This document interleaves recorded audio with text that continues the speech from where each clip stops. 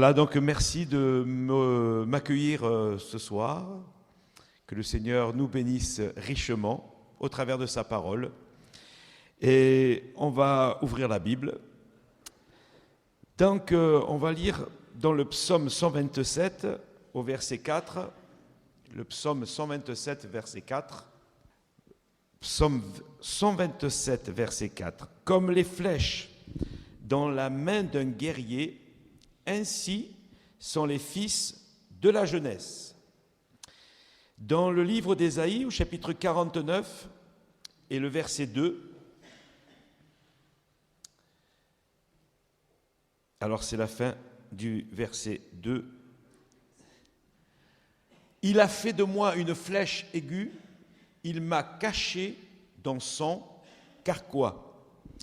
Et dans Lamentation de Jérémie, au chapitre 3 et au verset 12, il a tendu son arc et il m'a placé comme un but pour sa flèche. Amen. Dans les temps anciens, vous savez que l'arc était une arme redoutable. Un très bon archer pouvait atteindre sa cible à plus de 60 mètres.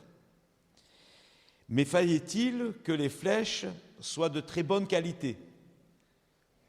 Parce que quand une flèche n'est pas de bonne qualité, il va y avoir des défauts. Et dans les versets que nous venons de lire, on peut comprendre que l'archer qui tient l'arc, c'est Dieu. Et les flèches qui sont dans son carquois, c'est nos vies. Et la question que nous pourrions nous poser ce soir les uns les autres, c'est: suis-je une flèche bien aiguisée, bien équilibrée, dans les mains de notre Seigneur, pour qu'il puisse vraiment nous utiliser afin que nous soyons des flèches de délivrance. Voilà, c'est important. C'est important de se sentir utile entre les mains de notre Seigneur. Mais il y a tout un travail de Dieu pour cela. Ça ne se fait pas comme ça. Alors, on va, pour essayer de répondre à cette question, se rappeler comment, à une certaine époque, on se fabriquait des flèches. Parce que dans les temps anciens, ce n'est pas comme aujourd'hui. Aujourd'hui, les flèches, si vous allez à Decathlon, elles sont en carbone ou en matériaux un peu sophistiqués, mais rien à voir avec les flèches d'avant. Alors on va essayer, voyez, de faire le parallèle avec nous. Ça va? Vous vous sentez flèche ce soir? Pour fabriquer une flèche, il fallait à l'époque, premièrement, du bois. Et l'ouvrier qui avait la tâche de faire cela, il partait dans une forêt pour se choisir des branches. Mais pas n'importe quelle branche, généralement des branches d'acacia. Parce que le bois d'acacia, c'est un bois qui est dur et qu'on peut travailler. Donc il coupait les branches et puis il ramenait ces branches dans son atelier pour commencer à les travailler. Et il y avait tout un travail. Il fallait donc racler l'écorce, il fallait limer le bois, enfin il y avait tout un processus. Et puis, pour en faire des tiges de la même dimension et d'un même poids. Les tiges en bois étaient ensuite placées dans une sorte de moule à pression. Quand tirait d'une extrémité à l'autre, afin de garder la branche droite. Parce qu'avec le séchage, la branche pouvait se courber. Mais il fallait que la branche soit tirée d'une extrémité à une autre, le temps du séchage. Et ensuite, après le séchage, l'ouvrier badigeonnait la tige en bois ou les tiges en bois avec de l'huile de lin ou autre chose pour les protéger de l'humidité, du gel ou de la chaleur. Alors, mes frères et sœurs, pour faire le parallèle avec nous, Jésus est venu, j'ai envie de vous dire, dans la forêt de ce monde. Il est venu dans la forêt de ce monde et il est venu nous prendre. Il est venu nous choisir, le Seigneur, par pure grâce, pour faire justement de nos vies des flèches de délivrance entre ses mains. Je dis bien des flèches de délivrance. Alléluia. Jésus a dit cette parole magnifique dans Jean chapitre 15, verset 16, « Ce n'est pas vous qui m'avez choisi, mais c'est moi qui vous ai choisi et je vous ai établi afin que vous alliez et que vous portiez du fruit. » Alléluia. Donc, Seigneur, merci de nous avoir choisis. Des fois, on ne réalise pas notre privilège en tant qu'enfant de Dieu, que d'avoir reçu la grâce de Dieu, que d'avoir pu un jour entendre le beau message de l'Évangile et que nous avons entendu la voix du Seigneur qui nous a appelés des ténèbres à son admirable lumière. Mais pourtant, c'est une réalité. Et puis ensuite, le Seigneur, il nous a pris avec lui, puis il a dit, « Oh, il y a beaucoup d'écorce en toi. Il y a beaucoup d'écorce. » Et vous savez que le Seigneur, il fait un travail de sanctification dans nos vies. Et c'est vrai qu'il va utiliser, le Seigneur, le racloir de l'Évangile, la lime de sa grâce pour enlever cette écorce rugueuse, notre chair. Vous savez, la chair qui résiste à Dieu. Le Seigneur, lui, il va enlever de notre vie cette vanité, cette incrédulité, cette iniquité qui nous colle à la peau. Et il y a tout un travail de Dieu pour cela. Vous voyez, c'est pas si simple que ça, finalement, hein, parce qu'il y a tellement de travail que le Seigneur veut faire en nous. Et laissons le Seigneur, par son esprit, travailler nos cœurs pour qu'il puisse enlever l'abus de beaucoup de choses. Parce qu'il y a tellement de choses dans nos vies encore qui fait qu'on ne peut pas être véritablement des flèches de délivrance parce qu'il faut laisser le Saint-Esprit travailler nos cœurs, nos vies. Et puis le Seigneur, avec ce travail, ce n'est pas un simple travail, hein. Il badigeonne, non pas avec une huile de lin, mais avec son sang précieux, nos âmes, nos cœurs, nos esprits, il nous revêt du vêtement de sa justice. Alléluia. Et ce premier travail, on pourrait le qualifier ou on pourrait l'appeler le miracle de la nouvelle naissance. Je crois que pour devenir une flèche de délivrance, il faut naître de nouveau. Il faut naître de l'esprit. Tu ne peux pas être une flèche de délivrance si tu n'es pas né de l'esprit. Il faut véritablement passer par cette expérience de foi. Et fasse que tu sois passé par cette expérience de foi pour que le Seigneur puisse t'utiliser, pour que tu ailles de l'avant avec sa grâce. Jésus a dit, au travers de sa parole, dans 1 Corinthiens 5, verset 17, « Si quelqu'un est en Christ, il est une nouvelle créature, les choses anciennes sont passées, voici, toutes choses sont devenues nouvelles. » Et c'est vrai que c'est la même chose avec la flèche. Finalement, j'étais une branche remplie d'écorce, mais par la grâce de Dieu et au travers de son esprit et de l'œuvre de la croix, il fait de moi une flèche de délivrance. Avant, j'étais une branche, maintenant, je suis une flèche de délivrance. Alléluia. Vous voyez la différence? Il y a eu un changement, il y a eu une transformation. C'est ce que Dieu veut faire dans nos cœurs, dans nos vies. Le fait d'être simplement un chrétien évangélique ne suffit pas. Oui, je suis chrétien évangélique, c'est la mode. Non, Dieu veut faire de toi une nouvelle créature. Et c'est comme ça que Dieu peut utiliser nos vies. Amen.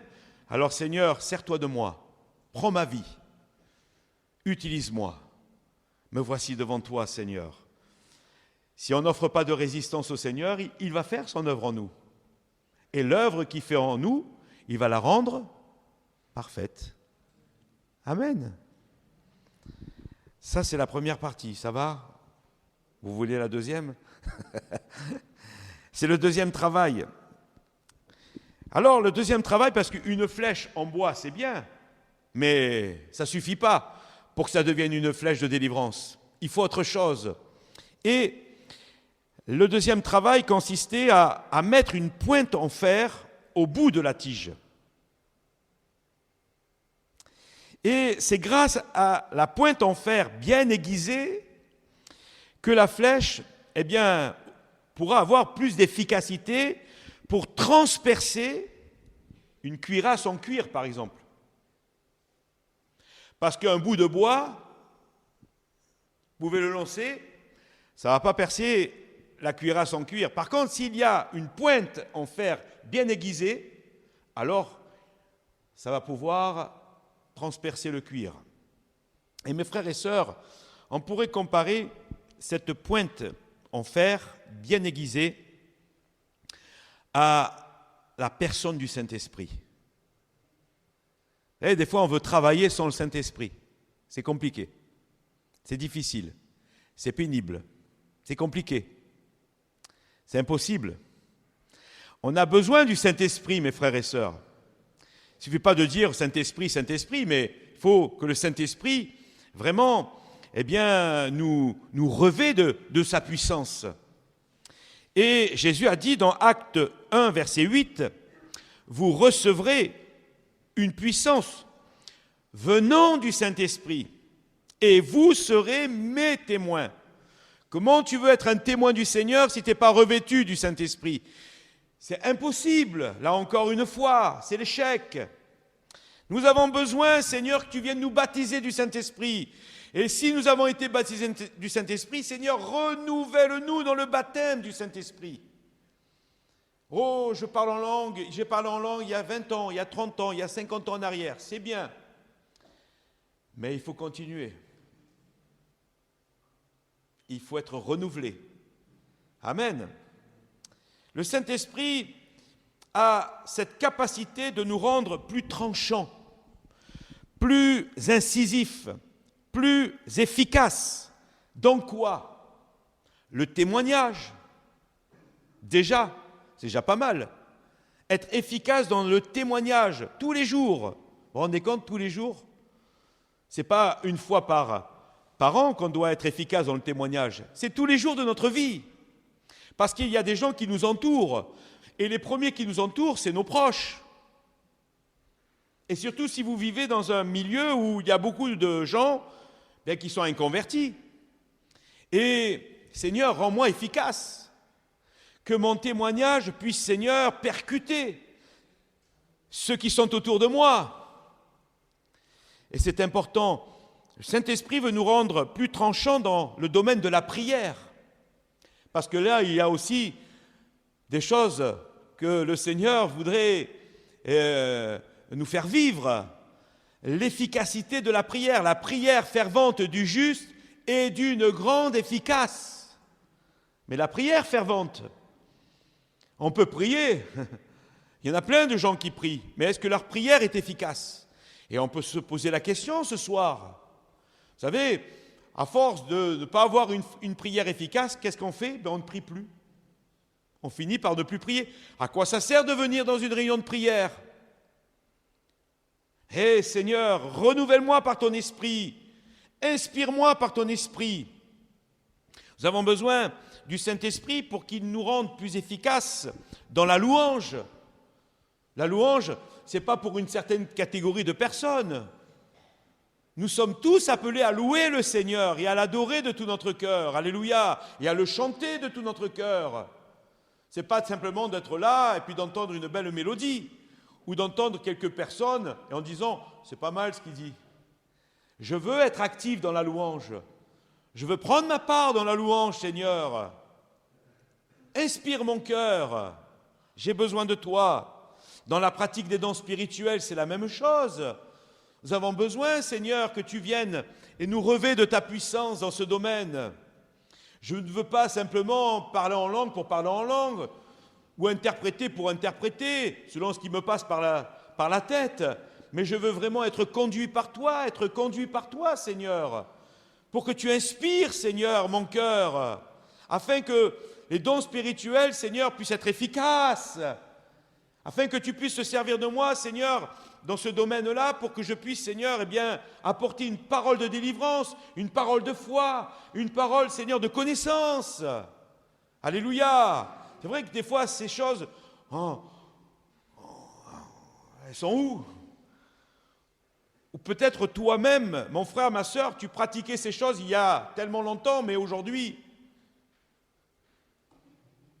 Et pourtant, Dieu veut nous renouveler. J'ai envie de vous dire aussi dans l'annonce de la parole de Dieu, pour ceux qui prêchent en tous les cas. Et oui, nous avons besoin d'être renouvelés aussi pour prêcher la parole. Il ne suffit pas de prêcher la parole pour prêcher la parole. Mais nous voulons, Seigneur, que tu nous remplisses de son esprit. Seigneur, que la parole que je proclame, Seigneur, soit une parole inspirée de toi. Amen. Et puis dans un service quelconque, ce n'est pas de servir pour servir. Et que ça devienne une habitude avec le temps. Mais que, Seigneur, le service que je puisse faire soit toujours fait avec amour. Amen. Et de tout mon cœur. Que je puisse te servir toujours avec joie. Parce qu'avec le temps, la lassitude, les murmures, les critiques, ça peut aussi gâcher la chose. Aide-moi, Seigneur, j'ai besoin de toi, même si je dois balayer l'église. Seigneur, je veux le faire de tout mon cœur. Parce que là aussi, dans ce domaine-là, Seigneur nous appelle. Dans les petites comme dans les grandes choses, le Seigneur veut nous rendre efficaces. Amen. Seigneur, nous avons besoin de ton esprit. Paul pourra dire à Timothée dans 2 Timothée 1, verset 7, « Car ce n'est pas un esprit de timidité que Dieu nous a donné, mais son esprit nous remplit de force, d'amour et de sagesse. » Il y a un équilibre là. C'est vrai ou pas? Le Saint-Esprit, c'est l'équilibre. Et c'est important, l'équilibre. Si je suis fort, mais qu'il me manque de la sagesse, c'est pas bon. Si je suis plein d'amour et qu'il me manque la force, c'est pas bon non plus. Si je suis trop sage, mais qu'il me manque finalement la force et l'amour, ça va pas être bon non plus. Il me faut cet équilibre. Il n'y a que le Saint-Esprit qui peut nous donner cet équilibre spirituel dont nous avons besoin. Il est donc impératif que nous recherchions le Seigneur pour pouvoir aiguiser notre foi. Amen. Viens aiguiser ma foi par ton esprit, Seigneur. J'ai besoin de toi, Seigneur, pour avoir plus de zèle. Où est passé notre zèle? Pour avoir plus de force, plus de sagesse, plus d'amour, plus d'autorité. Voilà, pour combattre le bon combat de la foi. Jusqu'au bout, Seigneur. Jusqu'à la fin. Seigneur, je sais que j'ai un ennemi, Seigneur, aussi, qui lui aussi tire ses flèches, empoisonnées et enflammées. Vous vous rappelez ce qu'il était écrit dans Éphésiens. Nous avons un ennemi qui tire ses flèches enflammées, mais nous avons besoin du bouclier de la foi aussi. Mais Seigneur, comment résister à l'ennemi qui veut nous tenter à abandonner notre position en Christ? Eh bien, en demeurant rempli du Saint-Esprit. Dans Éphésiens 6, versets 10 à 13, il est dit « Au reste, fortifiez-vous dans le Seigneur et par sa force toute puissante. Revêtez-vous de toutes les armes de Dieu afin de pouvoir tenir ferme contre les ruses du diable. » Amen. Et oui, nous avons un ennemi qui veut nous décourager, mais à nous, de demander au Seigneur de nous remplir de son esprit. Alléluia. Parce que quand l'ennemi voit cette tige, ce bout de fer aiguisé, il a peur. Mais ce bout de fer bien aiguisé, ce n'est pas toi et moi. c'est le Saint-Esprit en nous. Si Dieu est avec nous, qui sera contre nous? Amen. La dernière partie de la flèche, c'est l'empennage. On appelle ça l'empennage. Alors, ce sont des plumes d'aigle qu'on utilisait, qu'on choisissait. Alors, elles étaient coupées, ces plumes d'aigle, hein, parce qu'une plume d'aigle, c'est long. Hein.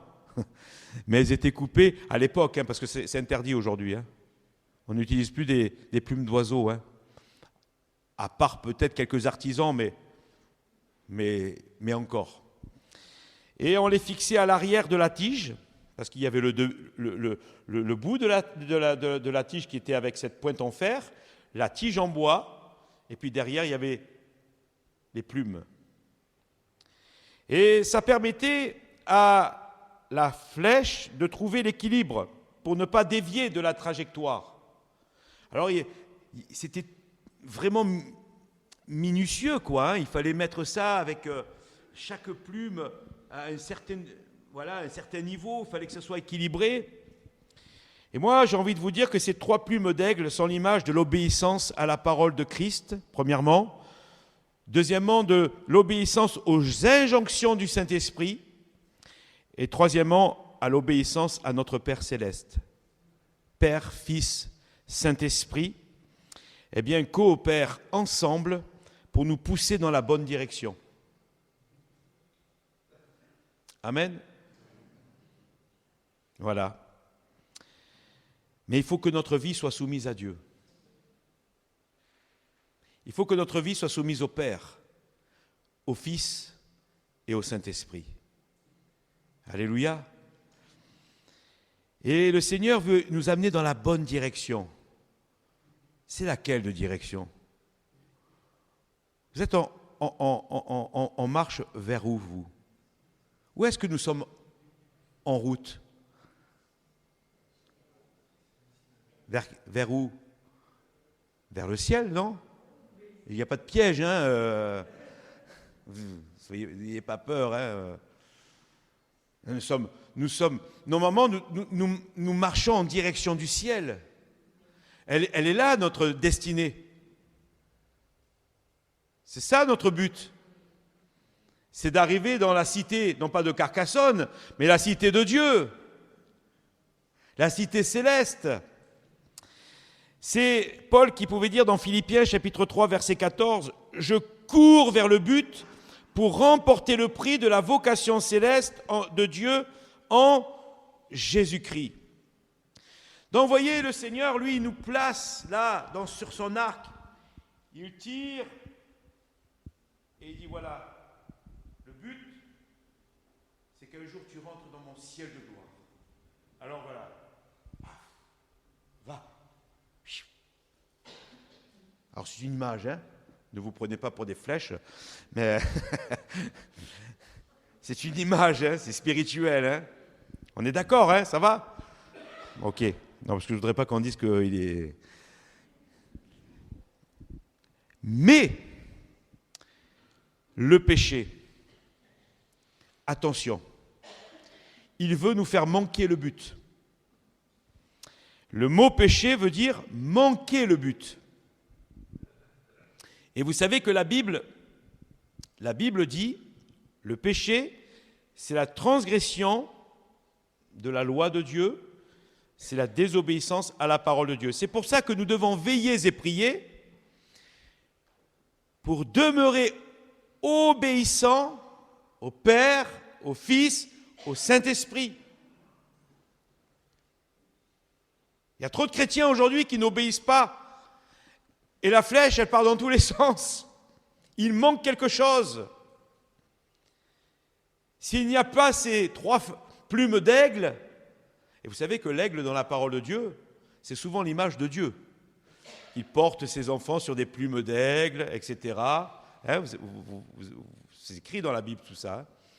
Donc vous voyez, sans soumission, sans obéissance, sans fidélité à la parole de Dieu, ça va être compliqué. Et des fois, c'est le drame. Hein. Oh, mais un chrétien, il ne peut pas... Si un chrétien il ne fait pas ce que le Seigneur lui ordonne dans sa parole, ça va être une trajectoire un peu dramatique. Vous êtes d'accord avec ça?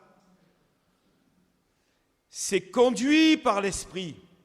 Qu'a dit le Seigneur dans sa parole? L'Esprit de Dieu vous conduira dans toute la... Pas dans des délires. Pas dans du n'importe quoi. Mais dans la vérité de sa parole. Et jusqu'à la fin, je dois obéir au Seigneur et à sa parole. Mais quelqu'un dira, mais alors, moi, dans ma vie, dans ma marche, m'est arrivé d'avoir péché. Alors c'est fichu pour moi. Non, c'est pas fichu. Pourquoi c'est pas fichu?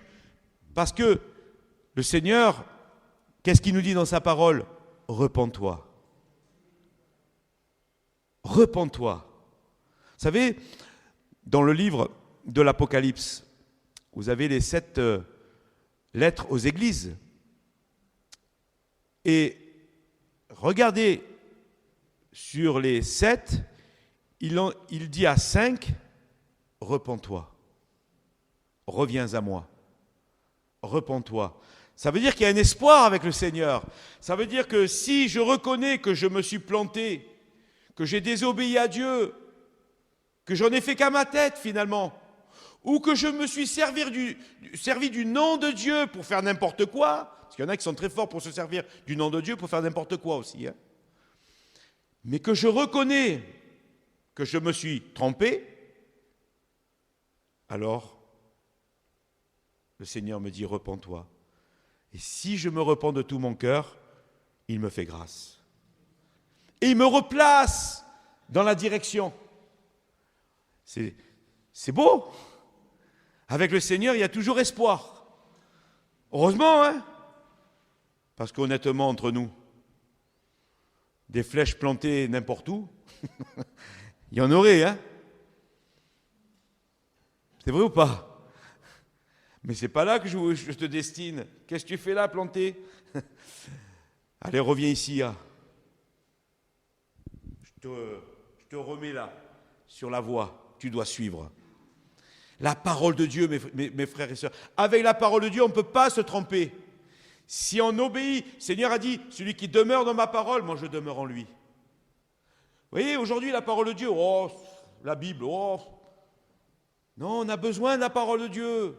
Elle nous recadre, elle nous corrige, elle nous replace là où il faut. Il n'y a que les orgueilleux qui n'ont pas besoin de la parole de Dieu. Hein. Ils connaissent tout, ils savent tout. Moi, j'en ai besoin tous les jours. Josué, chapitre 1, versets 7 à 8. Dieu dit, « Fortifie-toi seulement et bon courage en agissant fidèlement selon toute la loi de Moïse, que mon serviteur Moïse t'a prescrite. Ne t'en détourne ni à droite ni à gauche, afin de réussir dans tout ce que tu entreprendras. Que ce livre de la loi ne s'éloigne point de ta bouche, mais dites-le jour et nuit, pour agir fidèlement selon tout ce qui est écrit. Car c'est alors que tu auras du succès dans tes entreprises, c'est alors que tu réussiras. Ne t'en détourne ni à droite, ni à gauche. » Vous avez compris? Quand on n'obéit pas, on a tendance à se détourner. Alors que le Seigneur nous voulait dans une direction, nous on est parti dans une autre. Dommage. Mais je vous le dis encore, avec Dieu, c'est possible de reprendre le droit chemin et de remarcher dans la bonne direction. Et à lui soit la gloire. Justement, dernier point, ça va? Ok? Bon, ça va. Lorsqu'une flèche atteint sa cible, ce n'est pas la flèche que l'on glorifie. C'est qui qu'on glorifie? C'est l'archer. Et mon frère, ma sœur, lorsque tu atteins la cible, lorsque tu accomplis la volonté de Dieu, lorsque tu remportes une victoire quelconque, lorsque eh bien, tu entres dans le projet de Dieu. Ne t'en vante pas. Ne t'en glorifie pas. Mais glorifie le Seigneur. C'est lui, grâce à lui,